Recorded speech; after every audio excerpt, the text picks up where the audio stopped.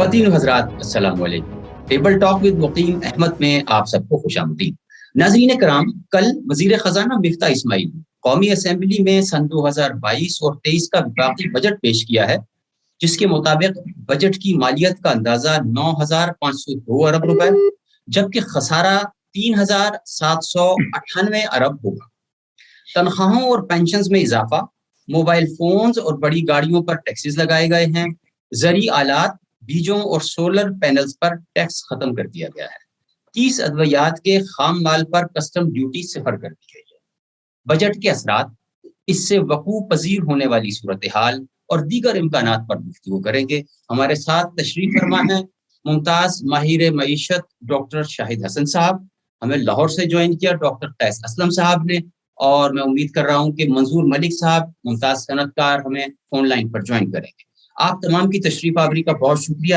Doctor شاہد حسن صاحب، پہلا سوال آپ سے سر، حکومت نے یہ دعویٰ کیا ہے کہ مشکل حالات میں ہم نے ایک عوام دوست بجٹ پیش کیا ہے اور کمزور طبقات کو آسانیاں بھی فراہم کی ہیں، کیا آپ اس سے متفق ہیں؟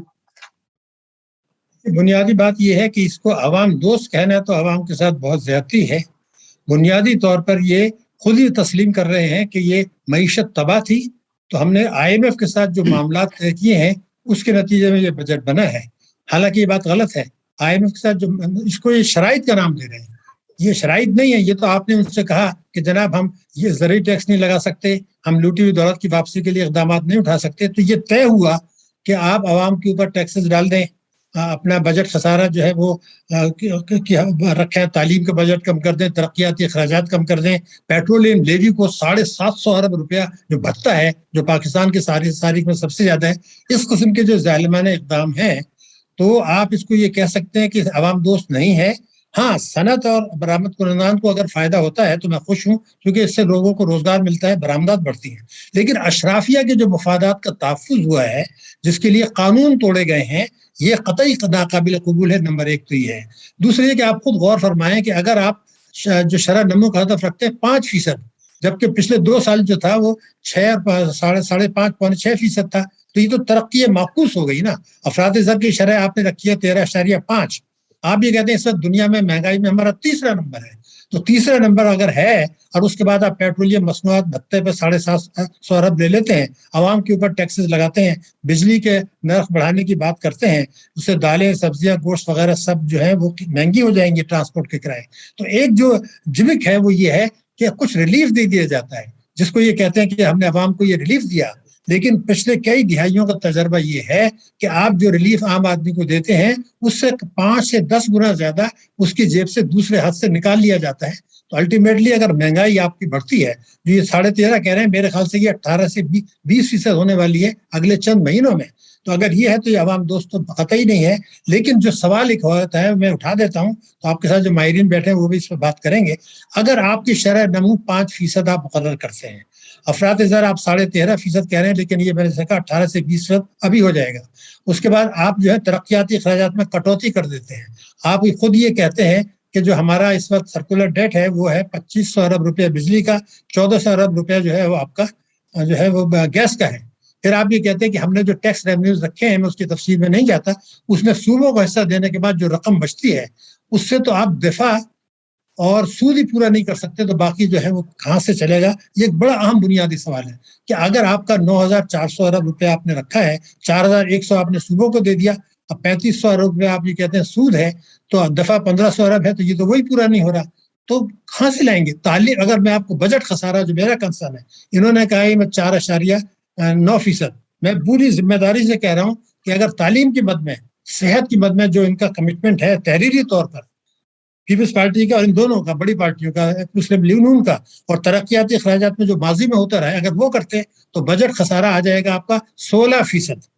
اور اگر آپ کے ساتھ یہ ہے، پھر آپ کے پبلک سیکٹر کے لاسز بھی آپ کے ساتھ چل رہے ہیں، اور پیٹرولیم مصنوعات کی قیمتیں بھی بڑھنے والی ہیں، اور آپ نے یہ سارے بجٹ رکھے ہیں، تو پھر آپ کس حیثیت سے کہہ سکتے ہیں کہ معیشت کمزور بنیادوں پہ استوار ہوگی؟ یہ تو ایک بالکل بنیادی چیز یہ ہے کہ وہی جو پچھلے کئی دہائیوں سے ہوتا آیا ہے کہ آپ IMF سے قرضہ لیتے ہیں اور اس کے بعد جو ہے اس سے آپ کے ریزروز بڑھ جاتے ہیں، پھر دنیا سے آپ قرضے لیتے ہیں، ریزروز بڑھ جاتے ہیں، اس کی وجہ سے روپے کی قدر میں کچھ بہتری آ جاتی ہے عارضی طور پر، اس کو آپ اپنی معاشی پالیسیوں کا ثمر قرار دیتے ہیں. پھر آپ یہ کہتے ہیں کہ جو معیشت تباہ تھی اس کو ٹھیک کرنے کے لیے ہم نے کچھ مشکل فیصلے کرنے ہیں.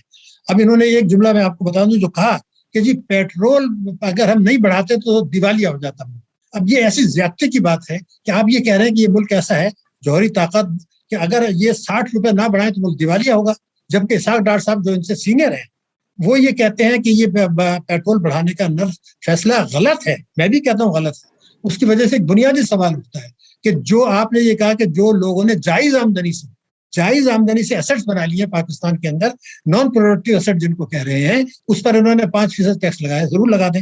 میں یہ پوچھنا چاہتا ہوں جن کی چوری کے احساس سے ملک کے اندر ہے, چوری کے, اور جن کی تفصیل آپ کے پاس ہے, جس کے لیے قانون موجود ہے, تو اس سے آپ ریکور کریں تو 900 ارب روپیہ ملتا ہے. اب سوال یہ ہے کہ چوروں سے آپ قانون توڑ کے پیسے نہیں لینا چاہتے. 900 ارب روپیہ جنہوں نے نیشنل سیونگز میں, بینکوں میں, پراپرٹی میں, گاڑیوں میں, گورنمنٹ بانڈس میں لگایا, قانون موجود ہے, اور اس کو توڑنے کے بعد جائز آمدنی سے جو آپ نے لوگوں نے اثاثے بنائے اس پہ ٹیکس لگایا, تو یہ تو ایک اعتماد کا ایسا سنگین بحران پیدا ہوگا. اور یہ سوال پیدا ہوگا کہ جو آنےسٹ ٹیکس پیئرس ہیں, جو جائز آمدنی سے کام کر رہے ہیں, ان پہ اگر آپ بوجھ ڈالتے ہیں وہ دے دیں گے, قربانی دے دیں گے. لیکن یہ کہ یہ سوال تو پیدا ہوگا نا کہ ان چوروں سے اگر آپ پیسہ نہیں لیتے اور اس کے بدلے ملک دیوالیہ ہونے کی باتیں کرتے ہیں, تو پھر ایک بہت بڑا سوالیہ نشان یہ پیدا ہوگا کہ آپ کے عزائم کیا ہیں, اور آپ کیا یہ کہیں ایسا تو نہیں کہ اشرافیہ کا ایک گٹھ جوڑ ہے, ایک بیرونی اشرافیہ جو آپ کے پاس ڈکٹیشن دے رہا ہے, جس میں IMF بھی ہے, دوسرے ادارے بھی ہیں جن کے اپنے مقاصد ہیں, وہ آپ اس سے آپ کا ہمارا تعلق نہیں ہے. اور آپ نے یقینی بنا لیا ہے کہ آئندہ بھی آپ ان کے پاس جائیں گے, اس میں مجھے کوئی شبہ نہیں ہے. اگر میں آپ کو یہ بتا دوں کہ 23 ملین بچے, عوام دوست کی بات کر رہا ہوں, اسکول نہیں جا رہے. 25 قانون موجود ہے کہ 5 سے 16 سال کے بچے کو ہم دیں گے.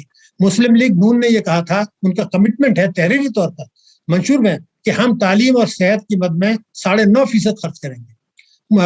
پیپلز پارٹی نے کہا تھا ہم 11% خرچ کریں گے. تو آپ کا ٹیکس GDP آپ نے 9.5% رکھا ہے. ایک دوسرا یہ کہ 94-95 میں ہمارا ٹیکس GDP تھا 14.4%. آپ اس کو گرا کے نیچے کر کے جو آپ 9.5 پہ لے آئے. اس دوران میں ہر حکومت یہ کہتے رہی ہم نے معاوضے دکھائے ٹیکس بڑھانے میں, یہ بھی یہی کہہ رہے ہیں. تو یہ ترقی معکوس نہیں ہے. ہر چیز میں شرح نمو گر گئی, افراط زر بڑھ گیا, ٹیکس GDP ریشو آپ کا گر گیا. اور یہ کوئی ایک بتا دیں سوائے اس کے کہ الحمدللہ ہماری برآمدات بڑھی ہیں, لیکن برآمدات اس لیے بڑھی ہیں کہ آپ نے جو ہے وہ عالمی منڈی میں قیمتیں بھی بڑھی اور آپ نے روپے کی قدر گرائی. اب آخری بات میں کیا کی بات کمپلیٹ کرنا چاہتا ہوں کہ یہ جو تباہی بربادی ہے اس کی 2 وجوہات تھیں. پہلی فرض یہ ہے کہ 28 فروری 2022 کو عمران خان صاحب نے IMF سے معاہدہ توڑا, جس کی وجہ سے یہ ساری تباہی آئی. اس کا یہ بار بار ذکر کریں صبح شام, لیکن جو اصل تباہی آئی, اصل تباہی 90% وہ یہ آئی کہ مارچ سے جون 2020 تک ہم نے ڈسکاؤنٹ ریٹ کو کر دیا 13.25 سے 7%, سستے قرضے دینے شروع کر دیے. اگر اسے صنعتوں کو ترقی ہوئی بہت خوشی کی بات ہے, اگر اسے برآمدات بڑی بہت خوشی کی بات ہے, لیکن اصل یہ ہوا ہے کہ اس سے لوگوں نے امپورٹس کر لی کوئی 63 ارب ڈالر کی, جو پاکستان کی تاریخ میں سب سے زیادہ ہے. انہوں نے خوب فائدہ اٹھایا, حکومت نے خوب فائدہ اٹھایا, کیونکہ روپے کی قدر 152 سے مڈ میں سے آ گئی 189 پر. ان کی جو امپورٹس تھی اس میں ان کو کسٹم ڈیوٹی سیلز ٹیکس ملا, انہوں نے بھی فائدہ اٹھایا, عوام نے طاقتور طبقوں نے بھی فائدہ اٹھایا, امپورٹرس نے. اب یہ کہتے ہیں کہ ہم سبسڈی دے رہے ہیں, کہاں سبسڈی دے رہے ہیں؟ یہ جو آپ نے کمایا تھا اس کا ایک حصہ دے رہے ہیں, سبسڈی تو آپ نہیں دے رہے ہیں پیٹرولیم پر. تو یہ وہ ہے کہ عوام کے ساتھ جگلری نہ کریں, عوام کو فیکٹس بتائیں کہ کیا آپ کی پرابلمس ہیں اور کیسے ٹھیک کرنا چاہتے ہیں. ڈاکٹر قیس اسلم صاحب, حکومت نے پیٹرولیم لیوی کا ہدف جو ہے 750 ارب مقرر کیا ہے. کیا پیٹرول اور ڈیزل کی قیمتوں میں آپ مزید اضافہ دیکھ رہے ہیں؟ بالکل دیکھ رہا ہوں بھائی. میں 100% اگری کر رہا ہوں ڈاکٹر صدیقی شاہد صاحب سے. بات یہ ہے کہ پیٹرولیم کی مصنوعات پہ یہ اضافہ بار بار کریں گے, صرف ایک اور 30 روپے نہیں کریں گے, بار بار کریں گے, کیونکہ اپنے انڈیجنس ریسورسز سے تو یہ بجلی پیدا نہیں کر رہے, کیونکہ بسیں چلا نہیں رہے. میس ٹرانسپورٹ جو ایک میگا سٹیز کی ماڈرن لائف کی ضرورت ہوتی ہے, اس کی جگہ کاریں اور جو لفظ ڈاکٹر صاحب نے بولا ہے اشرافیہ, یہ سارے بجٹ انہی کے لیے بن رہے ہیں. میں تو تھوڑا سا لفظ اور قسم کا بھی استعمال کر لیتا ہوں کہ وی آر رابنگ دا پور ٹو فیڈ دا رچ, اور یہ بار بار ہو رہا ہے. تو ان دی کانٹیکسٹ بالکل یہ بڑھیں گے جب تک آپ انڈیجنس ریسورسز سے بجلی پیدا نہیں کرتے, بسیں نہیں چلاتے, انڈسٹری چلانی ہے. مگر بات وہی ہے کہ اگر آپ 6% سے 5% پہ گروتھ لانا چاہ رہے ہیں تو, اور انٹرسٹ ریٹ بھی 13.75 پہ پہنچا دیے ہیں آپ نے, تو انڈسٹریل گروتھ ہوگی کیسے؟ اور آئی ایگری کہ 13 ملین بچے جو ہیں وہ اس میں پرائمری اسکول کے بعد نہیں آتے, ان کی پروڈکٹیوٹی کیسے بڑھائیں گے آپ؟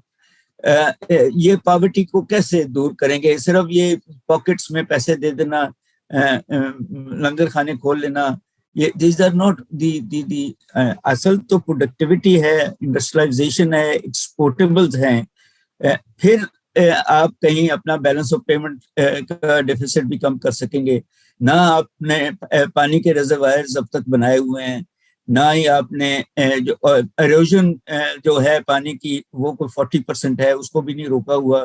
نہ ہی آپ نے جو ہے ایگریکلچر میں جو 44% لینڈ اسمال فارمرز کے پاس ہے, اس کو کوئی وائبل پروڈکٹیو ایکسپورٹیبل بنایا ہے. منظور ملک صاحب, آپ کا تعلق صنعت کے شعبے سے ہے, آپ صنعت کاروں کی نمائندگی بھی کرتے ہیں. یہ فرمائیے کہ کیا اس بجٹ سے صنعتی شعبے کی توقعات پوری ہوئیں؟ دیکھیں, بات یہ ہے کہ صنعت میں سیکٹر آتے ہیں. ایک سب سے پہلے ہم جسے انڈسٹری کہتے ہیں, ایک اسمبلی کرتے ہیں. ان تینوں کے مفادات الگ الگ ہیں, ان کے پیرامیٹرز الگ ہیں. پھر اوور آل ہم کیونکہ چاہتے ہیں کہ آپ پوری اکانومی کی بات کریں, فگر اور اکاؤنٹنگ اور فائنانشل اپنی جگہ پہ. مطلب یہ ہے کہ پاکستان کی جو اکنامک پالیسیز ہیں اس میں انڈسٹریل پالیسی آج تک ایسی نہیں آئی جس سے ہم کہیں کہ اس نے انڈسٹری کی طرف لوگوں کو موٹیویٹ کیا. لوگ اپنا سرمایہ پراپرٹی میں لگاتے ہیں, بائی گاڈ وہ مجھ سے زیادہ پروفٹ کماتے ہیں, باوجود اس کے مجھے بہت ساری گورنمنٹ کے محکموں سے ڈیل کرنا پڑتا ہے, میرا کریڈٹ باہر میں جاتا ہے, سرکولیشن آف منی ہے, پروڈکشن پلس مائنس ہو جاتی ہے, لاسز ہو جاتے ہیں. تو اگر یہ ساری چیزیں ہوتی ہیں تو میں اس سے بہتر نہیں کہ ایک پلاٹ لے لوں اور وہ دنوں میں بڑھ کے 5 کروڑ کا ہو جائے, 10 کروڑ کا ہو جائے, 25 کروڑ کا ہو جائے. تو مطلب یہ ہے کہ میں جو ہے اگر چاہوں تو انڈسٹری میں پیسہ لگانا تو بھی میرے لیے حالات ایسے نہیں ہے, وائبل نہیں ہے کہ میں انڈسٹری میں پیسہ لگا سکوں. تو ڈاکٹر صاحب بات کر رہے تھے, شاید صدیقی صاحب بات کر رہے تھے, وہ یہ ہے کہ ہم چاہتے ہیں سب, اور میں بالکل متفق ہوں کہ ہمارے بچے اسکولوں میں نہیں جاتے, اور جو اسکول میں جاتے ہیں وہ بھی پرائمری کے بعد ڈراپ آؤٹ کر جاتے ہیں. اور ہمارے پاس کوئی ایسا پروگرام نہیں کہ ہم انہیں فیوچر کے لیے فروٹفل بنا سکیں یا ان کی فیملیز کو بنا سکیں, کوئی اسپورٹس کے گراؤنڈ دے سکیں, کوئی انوائرمنٹ اچھا دے سکیں, کوئی ان کو ایسی ایجوکیشن دے سکیں جو روٹین ایجوکیشن سے ہٹ کے ہو اور جو ورکیبل ایجوکیشن ہو یا ٹیکنیکل ایجوکیشن ہو. پھر اس کے ساتھ دیکھیں, اگر آپ دوسروں کا سرمایہ شارٹ کر دیا آپ نے, 100 روپے کی چیز 200 روپے کی ہو گئی, تو مجھے بتائیں جب میں 200 کی بیچ میں دوں سے, تو جب میں لینے جاتا ہوں تو 200 کی ہے. اور پھر سب سے بڑی بات ہے کہ میں اگر 100 روپے پہ 17% ٹیکس دے رہا تھا تو 200 روپے پہ اسی پروڈکٹ کے اوپر مجھے 14% ٹیکس دینا. پھر اس کے ساتھ اگر آپ دیکھیں کہ اس کے اوپر میں 4% اگر کسی کا ٹیکس کاٹ رہا تھا تو اب مجھے ٹیکنیکلی 8 روپے ٹیکس کاٹنا ہے. 100 روپے کی بجائے 200 روپے کی پروڈکٹ کر دیا آپ نے. یعنی ڈالر کو آپ نے پچھلے 4 سالوں میں آپ نے تقریباً ڈبل کے قریب لے گئے. تو اس کے ساتھ بجلی مہنگی کر دی, گیس مہنگی کر دی. اچھا, پھر ڈپارٹمنٹوں کے ایٹیچیوڈ کے مسائل ہیں. دیکھیے, کوئی ڈپارٹمنٹ ایسا نہیں ہے کہ سوئی گیس ہو کہ اگر مجھے بینک گارنٹی لینی ہے تو بینک گارنٹی جو ہے وہ فٹ پاتھ پہ پڑی ہوتا ہے کہ ہم اسے اپلائی کر دیتے وہ فالو کرنا ہے. اب وہ کہتے ہیں کہ ہمیں لیگل برانچ میں بیچنی ہے, جبکہ میری سینکشنز پڑی ہوتی ہیں ان کے پاس, پھر بھی وہ ڈیلے بھی کرتے ہیں, چارجز بھی بڑھا دیے, کاسٹ بھی بڑھا دی ہے, اور پھر لیگل فریم ورک کے لوگوں کو کر دی. دیکھیے, یہ سارے معاملات جو ہیں وہ مس گورننس کے ہیں. پاکستان میں اگر پچھلے سالوں میں ہم دیکھیں تو ہم نے سینکڑوں ارب یعنی $100 بلین ہم نے دنیا سے بورو بھی کیا, اور اس کے علاوہ ہمیں دنیا بھر سے امداد بھی آئی, اور اس کے باوجود ہم کوئی ایسا گل نہیں دکھا سکے جس کی وجہ سے ہم اپنے معاشرے کو, معاشرت کو اور کلچر کو دنیا میں منوا سکتے. سوائے اس کے کہ ہم ایک دہشت گرد کے طور پہ جانے جائیں, شاید اس کے کہ ہم بے روزگار اور جو ہے نا مال ایڈمنسٹریشن میں جانے جائیں, اور ہماری عدالتوں کے ساتھ جو ایگریمنٹس ہوتے ہیں وہ دنیا ماننے کو تیار نہیں ہے. یہ سارے فیکٹرز ہیں جو گورننس کے ساتھ اگریسو ہے. میرا پوائنٹ آف ویو یہ ہے کہ جو میرے بھائی جو بات کر رہے ہیں میں ان سے 100% متفق ہوں گے. صرف ایک بات کہتا ہوں وہ یہ ہے کہ ہمیں یہ سمجھنا پڑے گا کہ ہماری گورننس کو آڈٹ کرنا چاہیے, شارٹ گورننس کرے اور گورنمنٹ اکانومی کو آزاد کر دے. خدا کے لیے اگر آپ چاہتے ہیں کہ اس ملک میں لوگ کاروبار کریں تو ہمیں 4 سے 5 کروڑ جاب چاہیے فوری طور پہ. آپ 20 لاکھ جاب چلانے کے حساب سے اگر دیں تو نہیں چلا سکتے.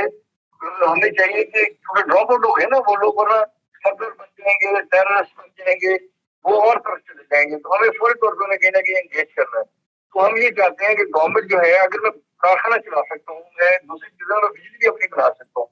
آپ مجھے مجبور کرتے ہیں کہ میں پاور سپلائی کمپنی سے بجلی لوں, وہ تیل چوری کرے, بے شک اس کی نان کمپٹیٹو پرائز ہو, مہنگی ترین پروڈکٹ بیچے, آپ اس کو ٹیکس کے ساتھ مرج کر کے ڈپارٹمنٹ کی ایک سسٹم کو ہمیشہ بڑھاتے ہیں, جس کی وجہ سے سوابدید اختیارات ہیں اور سوابدید اختیارات میں پیسہ بھی کماتا ہے اور ہمیں غربت کی طرف بھی دھکیل دیتا ہے. جی ٹھیک ہو گیا سر, آپ کا پوائنٹ آف ویو تو ہم نے لے لیا. اب میں بڑھتا ہوں ڈاکٹر شاہد حسن صاحب کی طرف. سر حکومت نے زرعی شعبے کی گروتھ 3.9% پر اندازہ لگایا. ایک طرف پانی کی قلت ہے, دوسری طرف ڈیزل مہنگا ہونے کی وجہ سے جو لوگ ٹیوب ویل وغیرہ میں ڈیزل استعمال کرتے ہیں ان کی کاسٹ بڑھ گئی. دیگر مشینری جو استعمال ہوتی ہے وہ مہنگا ڈیزل لے کر کیسے اخراجات پورے کریں گے, یہ ایک عام آدمی کا سوال ہے. اور اس کے بعد یہ ہے کہ کھاد کی قیمتیں بڑھ رہی ہیں, دنیا بھر سے جو وہ باہر سے کھاد آئے گی, ایک تو آنا مشکل ہے سپلائی چین کے ایشوز کی وجہ سے, اور دوسرے ڈالر کی قیمت کی وجہ سے وہ بھی قیمت پر اثر انداز ہوگی. کیا آپ یہ سمجھتے ہیں کہ یہ ایک ریئلسٹک نمبر ہے 3.9%؟ بات یہ ہے کہ 3.9% تو بہت ہی چھوٹا ہدف اس لیے ہے کہ ابھی تو آپ دیکھیں کہ آپ کو گندم میں امپورٹ کرنا پڑ رہا ہے, دوسری چیزیں بھی امپورٹ کرنی چاہیے. ہمارے پاس زرخیز زمین ہے, مہربان موسم ہے, اچھے کسان ہیں, تو لیکن یہ فیوڈل کلچر وہاں بھی آ گیا ہے. تو جو فیوڈلس ہیں وہ اس کا بڑا حصہ ایکچولی لے جاتے ہیں, اور زرعی ٹیکس آپ کو ملتا نہیں ہے, کوئی 2.5 ارب روپیہ ملتا ہے, جب سے کم جو ہے 200 ارب روپیہ آنا چاہیے اگر یہ زرعی شعبے کو آپ صحیح طریقے سے چلائیں. لیکن جب آبادی کا آپ کی 2.1% گرو کرے گی, اور اگر یہ 3.9% بھی ہو جاتا ہے, اس کا 70% ایڈوانٹیج ایک چھوٹا سا طبقہ لے جائے گا, تو چھوٹے کسان کو ملنے والا کیا ہے؟ دوسری بات یہ کہ اگر اس کی کوئی پروڈکشن ہوتی ہے تو وہ مارکیٹ تک پہنچنے کے پاس اس کے پاس تو ذرائع نہیں ہے, آپ پرچیز نہیں کرتے, تو اس کو بہت کم رقم ملتی ہے. سپورٹ پرائز کا فائدہ بھی کچھ دوسرے لوگ اٹھا لیتے ہیں. تو یہ جب تک اشرافیہ کی کلچر کو, ہمارے ڈاکٹر قیس صاحب جو بات کر رہے ہیں رابنگ دا پور, میں ان سے کہوں گا جی آپ ایک لفظ اور کہہ دیں, مافیا کی معیشت ہے, سیدھی بات کر لیں, اس میں شرمانے کی ضرورت نہیں ہے. ورنہ کوئی وجہ نہیں ہے کہ ہم جو ہے نا وہ 7 سے 8% ترقی نہ کر سکیں. سارے فیصلے جو ہو رہے ہیں وہ ہو رہے ہیں اشرافیہ کے دباؤ پر یا ان کے مفاد میں. اس کی میں متعدد مثالیں ہیں, خالی زرعی شعبہ نہیں ہے. میں نے پہلے بھی کہا کہ میں صنعت کے شعبے کو چاہتا ہوں ترقی دیں, میں چاہتا ہوں کہ برآمدات کو ترقی دیں, لیکن ڈسکاؤنٹ ریٹ گرا کے بے تحاشا دولت کمانا, امپورٹرز بھی کمائیں, حکومت بھی کرے, اس کا ذکر ایک لفظ نہیں کر رہے. کیوں؟ کیونکہ ان کے اوپر پھر جواز آ جائے گا کہ آپ پیٹرول کے نرخ کیوں بڑھا رہے ہیں, جو آپ نے بے تحاشا دولت بڑھائی ہے ان سے لیں, اور آپ حکومت سے لیں جنہوں نے کہ 152 سے لے کے 189 تک لے آئے 5-6-8 مہینے میں, اور خوب کما لیا سب نے مل کے 63 ارب ڈالر کی امپورٹ کو. تو جو آپ فیصلے دیکھیں گے وہ اشرافیہ کی معیشت کے لیے ہوں گے. ابھی جو پیٹرولیم لیوی کی بات ہوئی تو میں ابھی دیکھ رہا تھا, انکم ٹیکس ایسی چیز ہے جس سے ہر ایک کو فائدہ ہوتا ہے, مہنگائی نہیں بڑھتی. تو ہمارے یہاں 2018 سے 2023 میں نے کیلکولیٹ کیا, انکم ٹیکس میں اضافہ ہوا 50%, اور پیٹرولیم لیوی بھتے میں اضافہ ہوا 317%. آپ مجھے بتائیں اس میں صوبوں کو حصہ بھی نہیں جاتا. تو یہ وفاق نے اپنے پاس رکھ لیا بھتہ, اور اس کی وجہ سے ساری آپ کی معیشت خراب ہو گئی. پھر ایک اور ڈرامہ کیا کہ 580 ارب روپیہ رکھا گیا ہے کہ صوبوں کو NFC ایوارڈ کے تحت جو رقم ملے وہ اس کو خرچ نہ کریں, 580 روپے فاضل دے دیں, اور تاکہ ہمارا بجٹ خسارہ کنٹرول ہو. اس کا مطلب ہے کہ آپ نے NFC ایوارڈ اور 18ویں ترمیم دونوں کا قیمہ بنا دیا, اس کو ناکام بنا رہے ہیں آپ. پھر کہیں گے کہ جی 18ویں ترمیم ناکام ہو گئی. یہ اشرافیہ کی معیشت میں نے یہ پہلے بھی آپ سے بتایا تھا کہ سپریم کورٹ آف پاکستان نے ایک فیصلہ دیا تھا کہ لوٹی ہوئی دولت پاکستان اگر نہیں آ رہی اور بھاری رکھی جا رہی ہے تو ہمیں اس پہ کوئی اعتراض نہیں ہے. حالانکہ سپریم کورٹ کا کوئی اختیار نہیں تھا 184(3) کے تحت وہی فیصلہ دیتے، لیکن انہوں نے دے دیا. اب ایک اور فیصلہ آ گیا ابھی پچھلے ہفتے، وہ یہ آیا ہے کہ ہماری جو شریعت کورٹ ہے اس نے وہ پروڈکٹس جو سود پر مبنی ہے، انٹرسٹ بیسڈ ہے، ان کو قرار دے دیا کہ جناب یہ ہم نے انڈورس کر دیا ہے. حالانکہ ان کے پاس وہ کمپیٹنس نہیں تھی، اس میں سود پہ مبنی دے دی. اس کا مطلب یہ ہے کہ اسلامی بینکاری میں سودی نظام چلے گا کئی دہائیوں تک.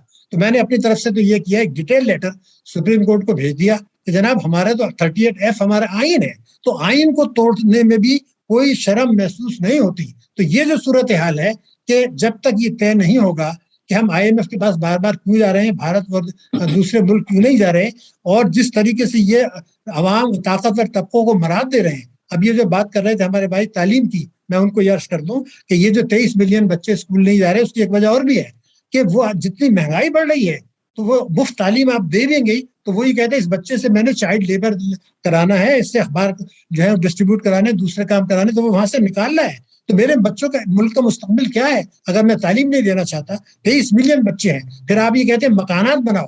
کیوں مکانات بناؤ بھائی؟ پہلے تو آپ 4 کمروں کے مکان اسکول بنائیں، ڈبل شفٹ کرائیں، وہاں پر جو ایگزسٹنگ اسکول ہیں وہاں ڈبل شفٹ کرائیں، ڈسپینسریاں بنائیں. یعنی عوام دوست جو آپ نے بڑا اہم نقطہ اٹھایا تھا، اس کی تو یہ چیزیں ہوں گی نا بھائی کہ آپ انکم ٹیکس بڑھائیں. اور پیٹرولیم لیوی جو ہوتا ہے اصل میں آپ اس لیے ہوتا ہے کہ آپ کنویں کھودیں گیس کے، اور اس کے یہ بنا رہے ہیں کہ ٹیکس چوری کے نقصان ہے پورا کرنا. تو اس میں ہمیں یہ سوچنا ہوگا کہ ہم اس معیشت کو، اس قوم کو، اور اس سے سارا کیا ہو رہا ہے کہ سلامتی کے لیے خطرہ ہے. کیونکہ جب عوام امپاورڈ نہیں ہوں گے، مایوسی بدلی ہوگی، تو سلامتی کمیٹی کی یہ ذمہ داری نہیں بنتی کہ وہ ذرا بیٹھیں. اب یہ خود کہتے ہیں کہ ہمارے 2 کروڑ لوگ غربت کے نیچے چلے گئے، تو یہ لوگ تو پھر سلامتی کے لیے خطرہ بنیں گے. ساری دنیا میں یہ ہے کہ اگر عوام امپاورڈ نہیں ہے تو پھر اس کی ملک کی سلامتی کو خطرہ ہے. تو میں یہ چاہتا ہوں ساری چیزوں کو ایک دفعہ بیٹھ کے نظر ثانی کریں، اور جو آپ نے شروع میں نکات اٹھایا تھا عوام دوست وہیں اسی کو لے کے چلے. تو یہ بجٹ اس طرح سے ٹھیک ریوائز کرنا پڑے گا پورا. صنعت، تجارت، زراعت، مائکرو فائنانس، تعلیم، صحت اور انجینئرنگ، یہ وہ، اور جو ہے مائکرو فائنانس کے تحت رزق فراہمی، یہ وہ چیزیں جو اس ملک کو آ کے لے کے جائیں گی. اور انکم ٹیکس بھتہ نہیں، انڈائریکٹ ٹیکسز نہیں، GST نہیں، یہ پورا الٹے کا الٹا نظام ہے میرے حساب سے. ہو گیا سر. جی ڈاکٹر قیس اسلم صاحب، یہ فرمائیے کہ کیا حکومت IMF کو مطمئن کر پائے گی؟ جی میرا نہیں خیال کہ حکومت سیٹسفائی کر سکے گی، کیپیسٹی نہیں ہے ان کو. مجھے تو نمبر 1 یہ سمجھ آتی ہے کہ IMF اگر ایگریمنٹ کرے گی تو ایسی گورنمنٹ سے کرے گی جو پاپرلی الیکٹڈ ہو، جو 5 سال کے لیے آئی ہو، جس کی ایک اکنامک پالیسی ہو تو شاید. مگر یہ حکومت، ڈاکٹر صاحب ہنس رہے ہیں بٹ آئی ڈونٹ تھنک کہ یہ حکومت سیٹسفائی کر سکے گی ان کو، اور میں نہیں مانتا. میں معذرت انٹرپٹ کر رہا ہوں پر اس سے ریلیٹڈ ایک بات ہے. ایک دفعہ ہماری کیئر ٹیکر حکومت کے وقت میں اسی طرح کی سچویشن کریٹ ہو گئی تھی، وہ IMF کے پاس گئے تھے تو انہوں نے یہی ایشو اٹھایا تھا IMF نے. تو اس کے بعد انہوں نے ریٹرن گارنٹیز جمع کرائی تھی دونوں بڑی پارٹیز نے، جس میں PMLN اور PPP شامل تھے. تو وہ ابھی بھی ہو سکتا ہے وہی فارمولا؟ دیکھیں ریٹرن گارنٹیز تو یہ دونوں پارٹیز دے دیں گی، مگر وہ جو تیسری پارٹی ہے جو سمجھتی ہے کہ وہ بھی پولیٹیکل حکومت میں آ سکتی ہے، PTI، تو اس کی ریٹرن گارنٹیز بھی چاہیے. اور ان کے ساتھ تو شاید IMF ناراض ہو کہ انہوں نے توڑا ہے ان سے. But at the same time میں ایک اور بات بھی مانتا ہوں کہ IMF ہمارے جیسے ملک کو ڈیفالٹ نہیں ہونے دے گا. تو کہیں نہ کہیں ہم ان کی باتیں نہیں مانتے رہیں گے یا وہ کرتے رہیں گے ان کی ایگریمنٹس، اور پھر ان کو نہیں مانیں گے، مگر وہ ہمیں کہیں نہ کہیں اور سخت لگا کے چلاتے رہیں گے ان دی کانٹیکسٹ. جی وہ ساہوکار کی پالیسی یہی ہوتی ہے کہ وہ قرض خواہ مر نہیں جائے، کہ وہ مر گیا تو قرض چلا جائے گا. تو وہ ڈیفالٹ کر لیا تو ان کو نقصان ہوتا ہے اس کا. ایگزیکٹلی وہ اسی طرح، مطلب کوئی بھی آدمی نہیں چاہتا یا کوئی بھی ادارہ نہیں چاہتا کہ میرا قرضہ جو ہے وہ ختم ہی ہو جائے.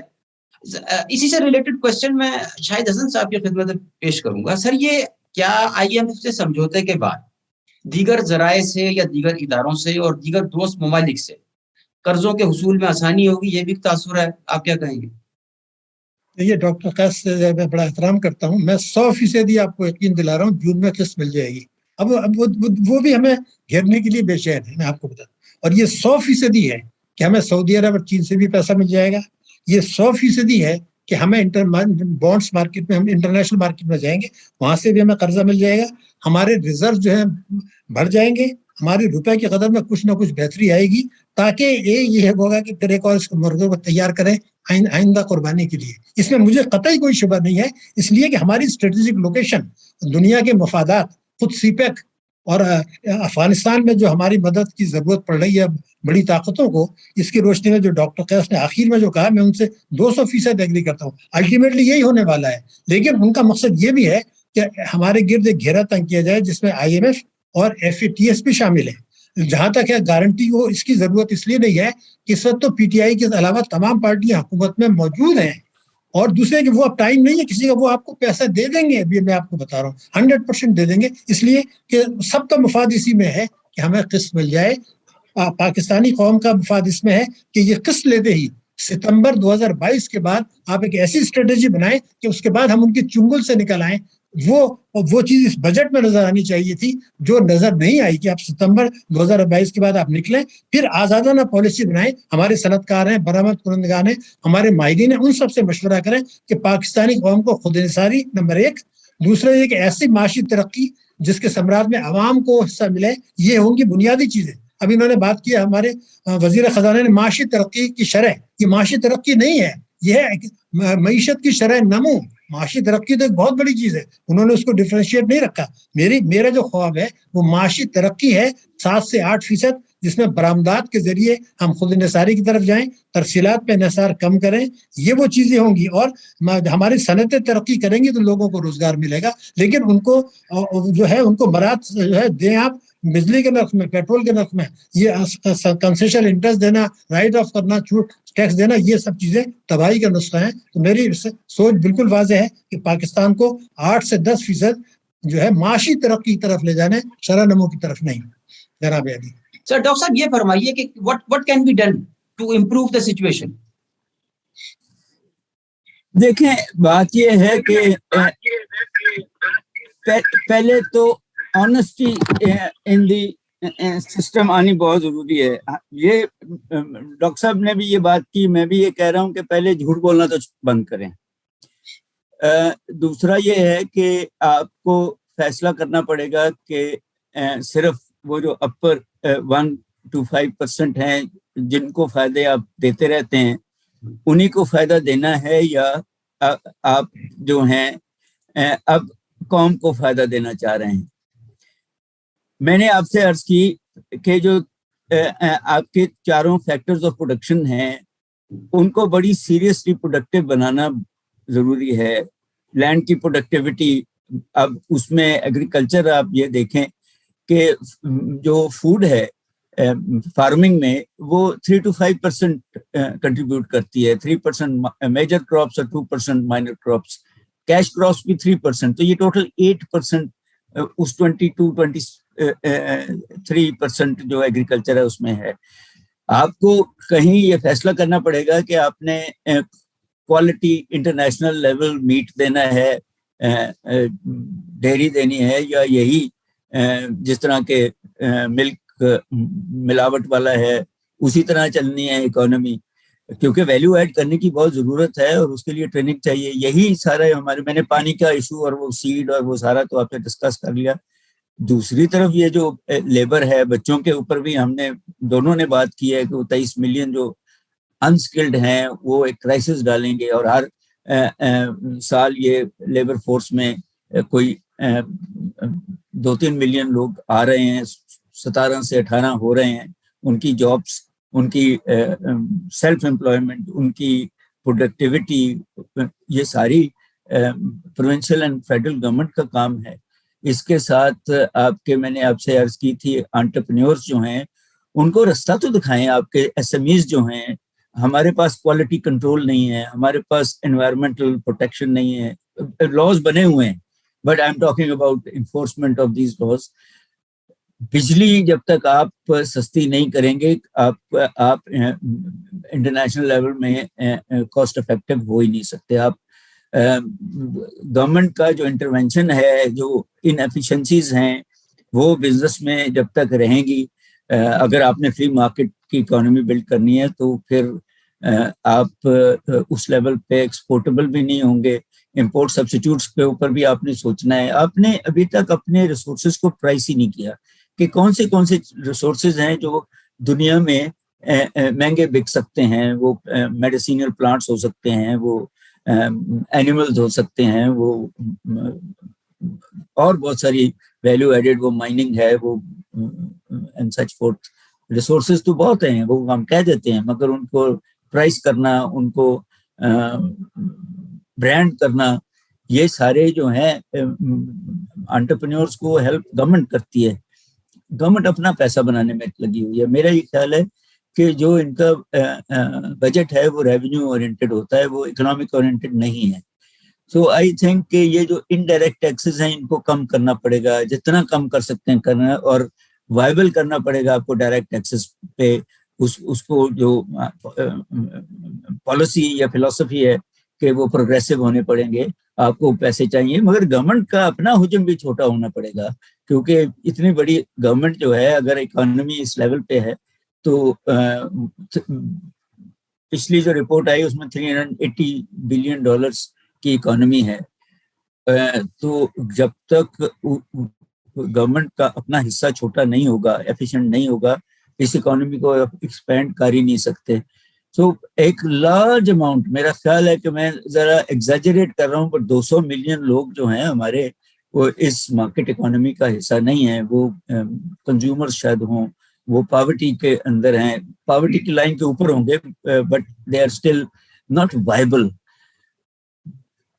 کوئی ایک آپ نیچرل ریسورس لے لیں جو آپ سمجھتے ہیں کہ انٹرنیشنلی آپ اس کو ویلیو ایڈ کر کے بیچ سکتے ہیں, تو دیکھنا پڑے گا. مگر یہ جو کرپشن ہے, یہ جو مس گورننس ہے, یہ جو لوگوں کے پیسے بنتے ہیں اس ٹیکس کو کھا کے, یا اس ٹیکس کی وجہ سے اور پیسے لوگوں سے لے کے ٹیکس نہ کلیکٹ کرنا, جب تک ہم اس مائنڈ فریم کو نہیں بدلیں گے, ہم اس international level of economic viability میں جا ہی نہیں سکتے. باقی میں ایگری کر جاتا ہوں کہ سروائیو تو ہم کر جائیں گے, کر بھی رہے ہیں, بٹ اگر ہم اس قوم کو دیکھیں, بات یہ ہے کہ ٹھیک ہے یہ پیراڈائم اس ملک نے بنایا کہ ہم جو ہے سیکورٹی اسٹیٹ ہیں, مگر بہت ساری سیکورٹی اسٹیٹس ہیں جو ساتھ ویلفیئر اسٹیٹس بھی ہیں. ہم نے ویلفیئر اسٹیٹ کا کانسیپٹ تو بلٹ ہی نہیں کیا, سوشل سیکورٹیز کے کانسیپٹ بلٹ ہی نہیں کیے. تو اس میں اسی طرح ہم لڑکھڑاتے رہیں گے اگر ہم وائبلی ریکنسٹرکٹ نہیں کرتے. اور میرا یہ اپنا پرسنل ویو ہے کہ نیو کلاسیکل مائنڈ فریم سے نکلنا پڑے گا. جی سر, تھینک یو. اچھا منظور ملک صاحب, اگر میری آواز آپ تک پہنچ رہی ہے سر, کچھ سجیشن دیجیے how to improve this situation. یہ ہے کہ ہم کہتے ہیں کہ جو تاجر ہے وہ ماننے کو تیار نہیں, تاجر اس لیے ماننے کو تیار نہیں ہے کہ آپ اسے کہتے ہیں کہ کنٹینیوٹی آف ڈاکومنٹیشن کر, جیسے جہاں سے مال لیا. اب میں پاکستان میں آپ کی انگلینڈ میں دیکھتے ہیں پوری پرچیز سے لے کے جہاں سے میں نے امپورٹ کیا, جس سے میں نے مال لیا, جس سے میں نے بتی خرچ کی, جس سے میں نے گیس خرچ کی, جس سے میں نے سیلری دی, وہ سب جو ایک اکاؤنٹ ڈاکومنٹ بناؤ, اور وہ سارے ڈاکومنٹ کو لے کے پھر میں اس کی پرائز ویلیویشن کروں, اور وہ پرائز ویلیویشن کر کے پھر میں جو ہے وہ اس کے اوپر ریٹیل بار کروں. جب میری پروڈکٹ ہو کے اسٹوروں میں جانی ہے, پاس جانی ہے, جو ہے مشین والے کے پاس جانی ہے, واپس آنا ہے, مال کچھ مال بکے گا, کچھ نہیں بکے گا, وہ ایکسپائر ہو جائے گا. لیکن آپ مجھے کہتے ہیں کہ نہیں, سارے وہ ٹیکسز کا جو ہے نا وہ ڈاکومنٹیشن کرو. پھر اتنی بڑی ڈاکومنٹیشن کے ساتھ پھر آپ اس مشین والے کو بھی کہیں, ریٹیلر کو کہیں کہ تم اتنی ڈاکومنٹیشن کو اکنالج کرو, اور اس کے اندر سزائیں بڑی بڑی رکھیں اور آڈٹ میں پھنسا دیں. وہ بیچارہ تو اپنی دکان چلانے کی بجائے پیار کے چکن لگاتا رہے گا جیسے ہم لگاتے ہیں. تو مطلب یہ ہے کہ آپ are you serious about the economy. میرا تو سوال سب کے ساتھ ہے کہ اگر آپ سیریس ہیں تو پھر اپنی سیریسنس کو دکھائیں اور کہیں کہ سیل ٹیکس جب آپ دیں گے اس وقت, اور کنزیومر کو پتہ ہوگا اس کی جیب سے لیں گے. میں کنزیومر کے لیے کیوں انویسٹ کرتا رہوں, آپ میرا سارا پیسہ بلاک کر کے میری کاسٹ آف ڈوئنگ بزنس بڑھا دیتے ہیں. تو یہ چیزیں ہیں, ایک تو ہم یہ کہیں گے. دوسرا یہ ہے کہ جو سب کہہ رہے تھے, بات یہ ہے کہ پاکستان میں ہم نے ڈسکریشنری پاور کا ایک دروازہ کھولا ہوا ہے. کانسٹیٹیوشن کچھ کہتے ہیں, قانون کچھ کہتے ہیں, ایک آفیسر کے بدلنے سے ساری پالیسی بدل جاتی ہے. इसके लिए हम भी सारे मानते हैं कि यार पॉलिटिकल स्टेबिलिटी रखो, उस पॉलिटिकल स्टेबिलिटी में ब्यूरोक्रेसी की स्टेबिलिटी रखो। तो मतलब ये है कि हमें चाहिए कि हम एक पॉलिसी बनाएं जो पॉलिसी कंटिन्यू करे और वो पॉलिसी किसी अफसर के इख्तियार में ना हो।